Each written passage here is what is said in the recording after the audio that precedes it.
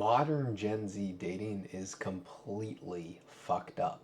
From extreme feminism, I think the woke mind virus destroying the perception of what a relationship looks like and the dynamic between men and women.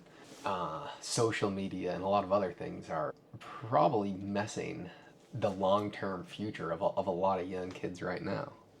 So, what do you think, Kayla? Okay, I would say one thing that we have now in our generation that like our parents and grandparents didn't have is social media, and that definitely affects dating. People want to like Amazon Prime a relationship overnight, but that's not how it works. They want instant gratification, instant results. Rather than putting in effort, people can just follow someone or like their Instagram story or slide into their DMs. That's actually how. That's not how we met. Funny story. I was living in Arizona, so I usually split my time between South America and Arizona. But I'm originally from Lynn, Massachusetts. Right now, we're staying at a hotel in Boston, and I grew up like literally 2 blocks away from Kayla, and we went to middle school together. We went to high school together, but we didn't really talk at all. No, we didn't talk one We bit. never talked. Then, And we were in the same grade, mind you. Like, yeah, so it just so happened we never had any classes together. but I was coming home and I slid in Kayla's DMs, and now we've been dating for a long time. But it is very hard to maintain a relationship, especially a long distance relationship.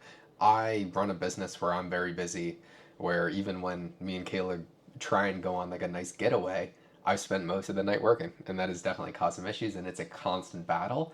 But because of a lot of social media's perfectionism that you can see, you don't realize how hard everything is.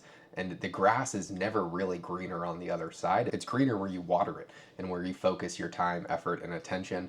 And so, I mean, it's not like everything that you see online is going to be the perfection. Even most of the stuff that we post, it's going to be when we are at the best 10 out of 10 state of mind, and when we're going on vacation, and when we're traveling, when we're doing all these things. But that also has its sacrifices. Because we go to super nice dinners and we travel all the time and we do nice things, that also means there's less time that we get to spend together talking and communicating and spending quality time together, because I'm spending the time working, which is a different sacrifice to hopefully be able to support a family better in the future. But there's pros and cons to everything, and there is no perfect solution. Yeah, you definitely don't see that side on social media. But also another example of the grass not being greener, and this is another thing that I think affects relationships, is I remember this YouTube family that I used to watch, the Ace family, and they would always post like cute couples posts together. And I would be like, oh my God, that's goals. I want a relationship just like that. And it turned out that he was cheating on her the whole time. And Really? yeah. Wow. So that just goes to show, like, the whole time I was looking at them being like, wow, I really want a relationship like this. This seems perfect. That was happening the whole time. So it just shows not to believe everything that you see. Yeah, and now that it's been 4 minutes, I'm going to tell you how I really feel about a lot of Gen Z dating in the hookup culture and the kind of the Tinder epidemic that we've seen, where it is a scientific fact that people, women especially, lose the ability to pair bonds with people, or men, the more sexual partners they have. And it gets exponentially more and more. And now women in college, I mean, they'll have like 20, 30, 40, 50 sexual partners, which is crazy to think about. Men as well. A lot of the red pill guys will just say, oh, dude, you guys have to sleep with every single woman. But men also lose their ability to pair bonds the more sexual partners that they have, which means it's harder to have like a chemical relationship mentally and be 100% there mentally and physically for a partner, which is what you really want to show your future kids. And if you want to stop this, there needs to be negative societal consequences to hookup culture. And I think back to my grandmother's generation, where if I asked her if she would talk about going to the bars and having fun. I'm like, oh, would you just hook up with guys? And she would get verbally and visually upset that I would even assume that, because that was so looked down upon to hook up with random people that it's like disrespectful that I'd even ask that. She's like, what, do you think I was a whore? So that's because societally, that's the viewpoint of people, of women who hooked up with random people. But now with like on social media in society and OnlyFans and Tinder and all of these things are glorifying hooking up with random people and getting as many bodies as possible, and it's not embarrassing for the women because women do run the sexual marketplace. For the most part, men are going to sleep with who they can, and women choose the men that they sleep with. The reason why women are sleeping with everyone is because it has looked beneficially upon society. Whereas in the past, it was a negative consequence if you were sleeping around with a bunch of people because you were judged and looked down upon. What do you think of that? Because neither one of us went to college, but you have That friends doesn't that went have to anything college. to do with it. Well, I would say most people that have gone to college have substantially higher sexual partners because of how glorified it is in college to do that. I'm gonna be honest, if I went to college, that wouldn't affect the amount of sexual partners I I'm, would have had. I'm using generalizations here though. Okay. Obviously not the 1%, but in general, I would say people who go to college end up sleeping around a lot more. Most likely because it's easily accessible. People tend to all know each other. That's how STDs spread. Mostly at colleges, I'm pretty sure. I don't know. I don't know much about it, honestly. What's your opinion on ghosting? I've never thought about it before. You told me about it last night. Okay, so another thing that's trendy in modern dating is ghosting, which I see a lot talked about on social media, where instead of being vulnerable and sharing that you no longer want to date someone or see them, you just stop talking to them completely, which I think is completely wrong because unless someone does you dirty. If someone does you dirty, I feel like you have I've just never heard total rights to drop them in whatever way you please, but Yeah, yeah, but I didn't know it was a thing that people just ghosted each other. I mean, my friends are all 50 plus, and that's kind of the crew that I like to hang out around, and I do not like spending time around young people for the most part.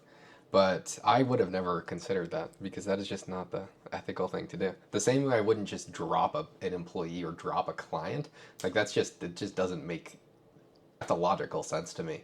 So I would just wouldn't do that to a person. what do you recommend for people who are dating I in don't our generation? I don't have recommendation. I don't like to tell people what to do. But I like a would just say recommendation. what we do, and I would say that our relationship is way better than I ever thought. Honestly, like it is genuinely better than I expected it to be, which is very rare in every aspect of life, and almost all of that is because of Kayla and her persistence of communicating and making sure that things are running better and planning things. And so No, it's teamwork. teamwork, but you definitely lead the team. uh, I just she'll say like, "Hey, let's go out Tuesday." I never would have thought about coming to a hotel tonight ever, but we just went and had a spectacular dinner, and I did have to work a little bit during dinner. But now Kayla is a part of the team, so she can see like, holy shit, like actually fucking sucks. There's so many texts coming in from clients, from team members. There's just constant shit going on. So she's starting to feel a bit more of the constant pressure of what needs to get done at all times, that nothing is ever done when we're getting text messages at 10 p.m. and I'm like, all right, shit, let me just answer this really quickly. But then his thing is he cannot turn his brain off from work. It Once can be he's into challenging. it, if I put my phone down, like I'm gonna be present in the moment. I don't think about what's going on my phone or anything. But he definitely has a hard time with that, which can be worked on. It could be. We've made progress so far on certain things. Yeah, and that is the thing. Everything involves sacrifice to some degree. And You should also be with someone that wants to make you a better person. yes, and I would say we make each other better. I did just eat a Fat Boy protein bar, but we'll excuse that. I told you not to get it. And she wanted real dessert. I was like, if I'm Yeah, getting dessert, if you're gonna eat dessert, you're gonna get real dessert, not a freaking protein bar. and it sucked. But yeah, I would just say find someone that actually makes you better and someone that feels right and that just trust your gut. I mean, I don't actually like giving people advice because what the hell would I know? and I know what's well for my situation, and I generally am of the opinion that everyone knows what they need to do if they just ask themselves. Sometimes if I'm trying to figure out a complex problem in business, like how to structure like a employee org chart, I will go to someone that I look up to that is let's say a mentor and a good friend of mine that has the business that we're trying to cultivate, but I'm still taking pieces of that because there is no one on earth that I want my life to be exactly like. And so if I was taking 100% advice from someone, that would be saying, I want my life to be like yours, so tell me how you got to where you are. And I don't think anyone would want that. Everyone wants their path, which is unique to them and their unique circumstances. But if I just ask myself what is necessary to get to the position that I want to be in 3 years, that it's usually I can find the answer by asking myself and not other people. But how would you find someone? That's actually probably harder because if you're not, because we did not meet on a dating app, we did not meet in school, we met because we knew each other from back in the day. That would be way harder. I don't even know what I I would don't do. know either. Like right now, her brother, I'm thinking like, how the hell would he get a girlfriend Right. when he goes to work, he goes to the gym, probably the gym, but it's kind of awkward to go and approach a girl at the gym. You're gonna look kind of. He's not the type to do that. So, yeah, And I'm actually, always that's probably wondering. harder. Like you could say, like, oh, like everyone has like the fantasy of like running into someone in the grocery store, but you're never going to talk to somebody in a grocery store. Like that is hyper unrealistic and hyper unlikely. And if you're like what you see on social media is going to be usually like a half naked girl, and that is not what you're going to want to find in a spouse, someone that's objectifying their body for the internet. There's really just, I probably like a nice coffee shop or the nice gym. I actually have no clue though. You're cooked, chat. I'm sorry. You might be cooked. Unless it's like an old friend or someone that you've known in the past. I'm not really sure. Maybe friends of friends. Probably that would probably Yeah, be the best thing. maybe. But you would have to have high caliber friends. And so if your friends, if they are not in a better position and continuously getting better, you're probably not gonna find a spouse from like friends of their girlfriends because Yeah, you'd have to like. birds of a feather flock together. And so it is true. The average of the 5 people that you hang out with are kind of who you are. And so if your friends kind of suck, then there's a very low likelihood that they're going to have good spouses for you. Honestly, you might just be cooked. You gotta kind of get lucky. And we definitely didn't expect to be dating. I definitely not. But All right. sometimes it just happens.